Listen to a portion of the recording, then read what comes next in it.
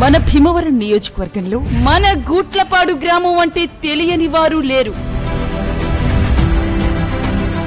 మన గ్రామాన్ని గత పాలకులు గాని ప్రభుత్వాలు గాని పట్టించుకున్న పాపాన పోలేదు. అయితే మన గ్రంథి శ్రీనివాస్ గారు 2019 ఎన్నికల్లో ఎమ్మెల్యే అయిన తర్వాత మన గ్రామాభివృద్ధి విషయంలోనూ ఎక్కడా రాజీ పడకుండా చూస్తున్నారు.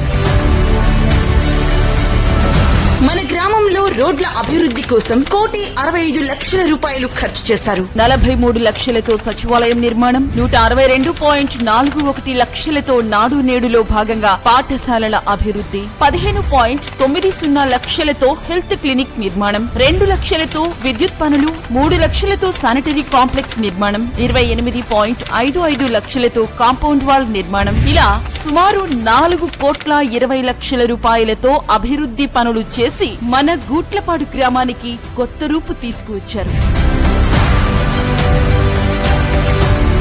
ఇక జగనన్న ప్రభుత్వం ఇస్తున్న వివిధ సంక్షేమ పథకాలలో భాగంగా మన గూట్లపాడు గ్రామానికి 36,31,89,516 రూపాయలు లబ్ధి చేకూరింది.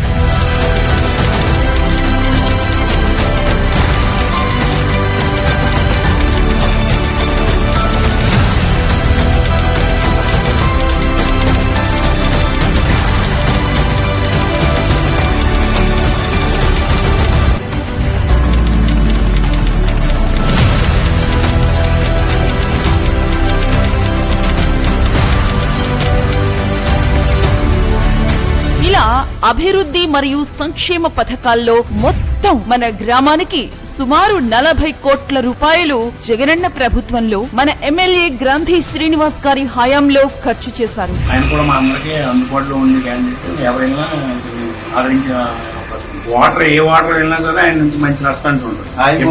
ఆయన ఓటేసినా వేయకపోయినా పార్టీ కాదండి, ఆయన పని అని మనం వెళ్తే ఖచ్చితంగా అయిపోతుంది. అందులో ఇబ్బంది ఏదంటే అక్కడ పార్టీ ప్రేమ అయితే ఉండదండి.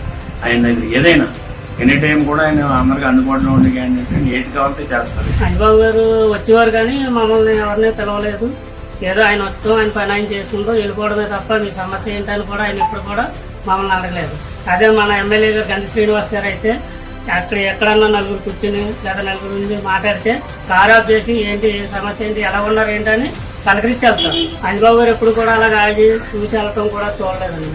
ఈ రోజు మన గూట్లపాడు గ్రామానికి ఇంత పెద్ద మొత్తంలో అభివృద్ధి సంక్షేమ పథకాలు అందించిన మన గ్రంథి శ్రీనివాస్ గారిని మళ్లీ మన ఎమ్మెల్యేగా గెలిపించుకునేందుకు మన గ్రామ ప్రజలు అందరూ సిద్ధంగా ఉన్నారు. మన గ్రంథి శ్రీనివాస్ గారితోనే మన గూట్లపాడు గ్రామం అభివృద్ధి, మన గ్రంథి శ్రీనివాస్ గారితోనే మన భీమవరం నియోజకవర్గ అభివృద్ధి. ఫ్యాన్ గుర్తుకే మన ఓటు.